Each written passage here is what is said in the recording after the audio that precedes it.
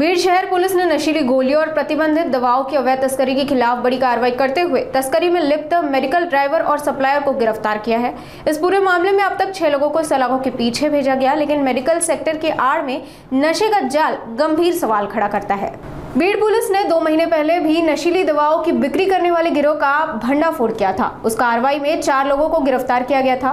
कार्रवाई के दौरान अल्फ्राजोलम की गोलियां और केरिन युक्त सिरप समेत करीब 3.5 लाख रुपए का मादक पदार्थ जब्त किया गया था। इस पूरे मामले में मादक पदार्थ नियंत्रण अधिनियम के तहत केस दर्ज किया गया था। चारों आरोपी अभी जेल में बंद है। अब इस जांच को आगे बढ़ाते हुए पुलिस ने इस्लामपुरा बीड़ निवासी शेख फारूक शेख आरिफ नामक मेडिकल ड्राइवर को गिरफ्तार किया है, जो नशीली गोलियां बेचते हुए पकड़ा गया। इनामदार मोहम्मद तारिकुद्दीन मोहम्मद नूरुद्दीन का नाम सामने आया है, जो शाहशंकर नगर बीड़ का निवासी है और इस अवैध सप्लाई नेटवर्क का मुख्य आपूर्तिकर्ता बताया जा रहा है। पुलिस ने उसे भी तुरंत गिरफ्तार कर लिया है। पुलिस अब आगे की जांच में जुटी है।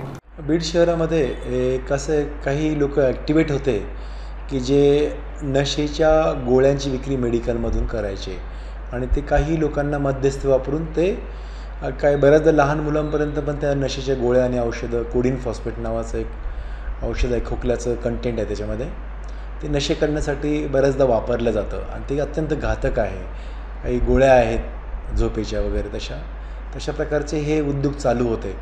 नवनीत कावत सर आहेत आदरणीय पोलीस अधीक्षक आमचे, त्यांनी या संदर्भात स्ट्रिक्टली सांगितले की नशेखोरीवर आळा घालायचा आहे। त्या माध्यमातून आपणच गेल्या महिन्यात रेड केली होती, त्यामध्ये 4 लोक पकडले होते जे ग्राउंड लेवलवर अशा प्रकारचे औषधं आणि गोळ्या नशा करण्यासाठी विकायचे।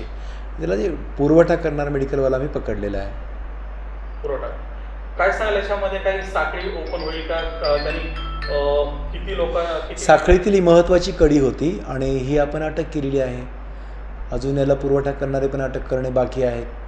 त्याला सप्लाय करणारा अजून एक पकडलेला आहे, त्याच्या वरचं पण पकडणं बाकी आहे।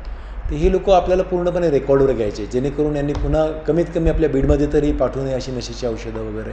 नशा करणाऱ्यांना आव्हान त्यांच्यापर्यंत हे पोहोचणार नाही, कारण की ते बिलकुल निम्न उत्पन्न असलेले अत्यंत गरीब घरातले बऱ्याचदा कुमार वयातले छोटी मुलं हे आहेत आणि सोपी नशा करण्यासाठी मेडिकलवरून किंवा जे आपण 4 लोक पकडले त्यांच्याकडून हे मिळवत आहेत।